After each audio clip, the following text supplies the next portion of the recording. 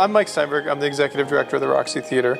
The Roxy is a nonprofit movie theater here in Missoula. We run the International Wildlife Film Festival, which is an annual event. It happens in April.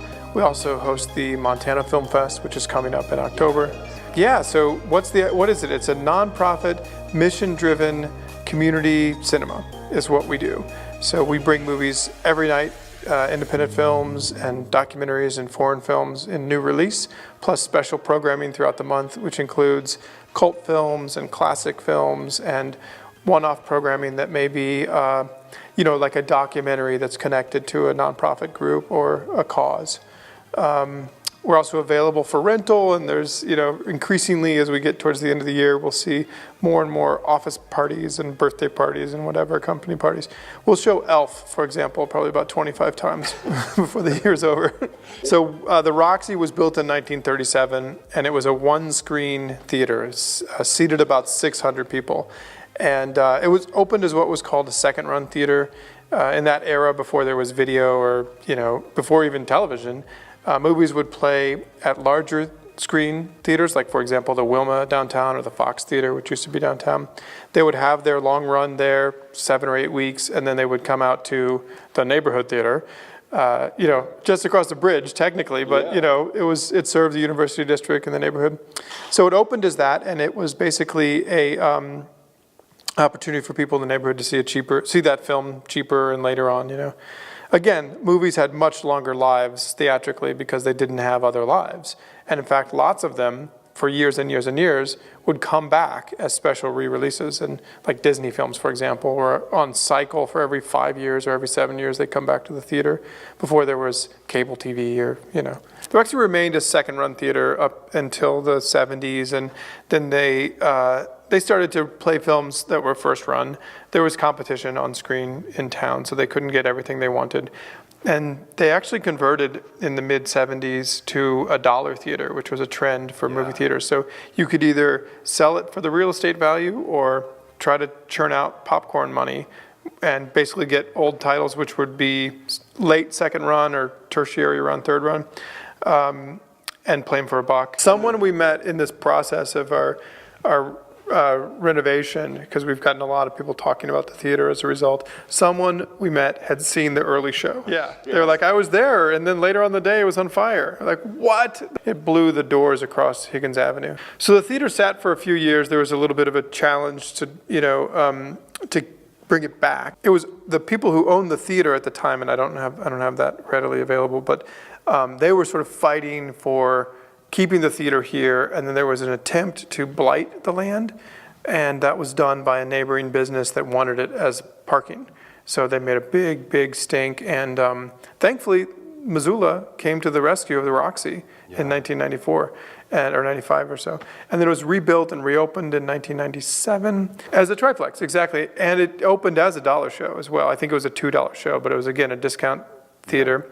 At that point, there were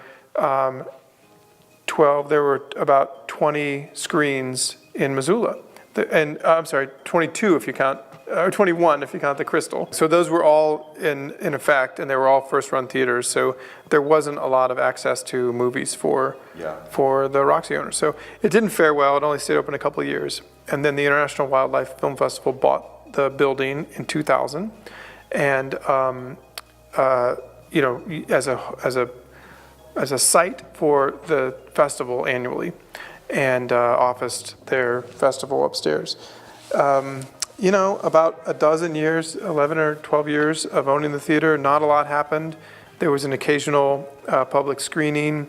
Opera went on for about 5 years, I think. Partnership with Morris Productions. Andy Morris runs that organization, and he's been running it now for 10 years or so.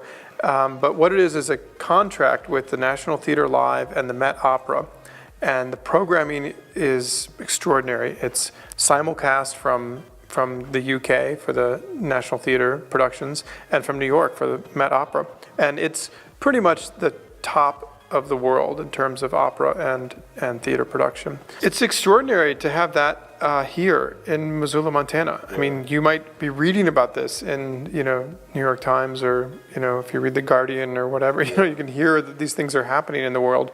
You actually see them and experience them, and you're also only paying $12. We have a great comedy community in Missoula. There's a very vivacious and regular crowd that attends. So once a month on a Wednesday night, we have homegrown comedy.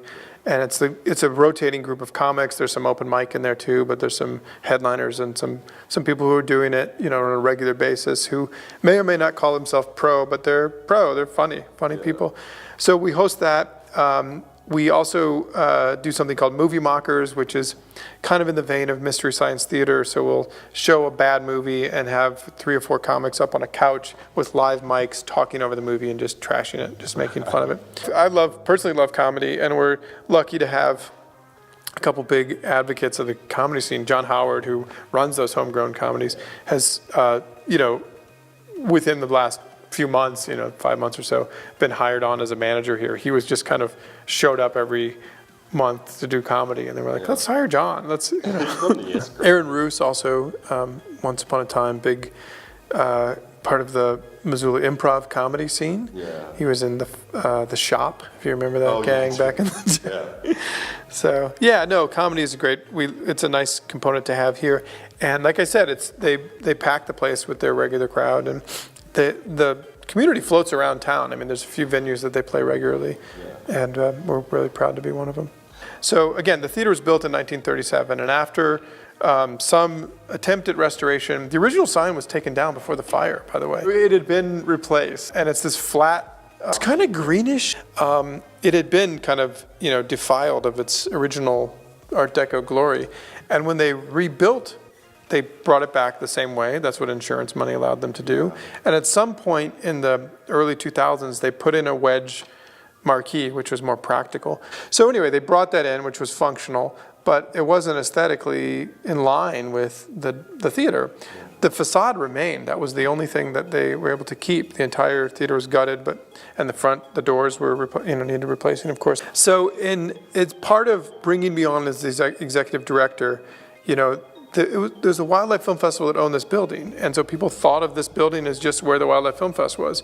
And the programming that we started began to develop an audience, but it wasn't necessarily connected to the IWFF, and so there were some questions of like, what are we? Some identity questions. Our organization, at that point, about 38 years old, had never done a strategic plan. And so we met as an organization, and we did interviews with stakeholders in the community, and got a lot of feedback. And one of the things that came out of the assessment and the planning was that we own this historic building, and we should be stewarding it, So the idea came about to give it a restoration. We met with a designer. In fact, the Hollywood Theater had undergone a big restoration and replaced their original marquee. We got in touch with that designer, this really wonderful man named Fernando Duarte, who specializes in deco and specifically in movie theaters. So we brought him out, did a bunch of research, found all these historic photos. Fernando's the kind of guy who, his choice of neon and paint color is dictated by what was available in that era. That's how, detail-oriented he is. So we had this extraordinary marquee fabricated in Sacramento at the sign company where he does most of his work. He supervised the project. Shipped to Missoula. Funny story was, I got a text. We heard it was arriving. We knew they were going to do the install the next day. Yeah. I got a text from somebody who was like, "Hey, look!" They were driving down the road and they saw the Roxy marquee on the back of a truck, and I was like, "Why didn't they tarp that thing?" But oh well, it made it. So so that's what led to that restoration, and we call it Redeco. Is our project, and our Give campaign is Give 37. So we're asking everyone in the community who believes in the Roxy, wants the Roxy, to give $37 in honor of the 1937. The day the Roxy opened was September 24th, 1937. On Friday the 22nd, we've got a double feature. The first film that I ever played at the Roxy was called Arizona Days. It's Tex Ritter, a singing cowboy western. So we're doubling that with A Day at the Races, also from 37, the Marx Brothers. Yeah. And we're going to do newsreels and cartoons and trailers from that year. And it's a double feature, and you're going to pay what you paid in 1937. Which was? A quarter. Oh. Saturday and Sunday, 2 more things. The Senior Center parking lot, we've got 2 outdoor screenings. We've got Pee-wee's Big Adventure is a bike in. So ride your bike in. The Scurfs are going to play before the show. And then as a surf rock band, they're really great. Oh, the other thing on that day on Sunday, the River City Swing Band is going to play before the Snow White and the Seven Dwarfs, also from 37. Probably played the Roxy, and then we light the marquee for the first time that night. The marquee, I should say, is authentic neon, like historic neon, not even modern neon, and definitely not LED. So it's going to be pretty cool.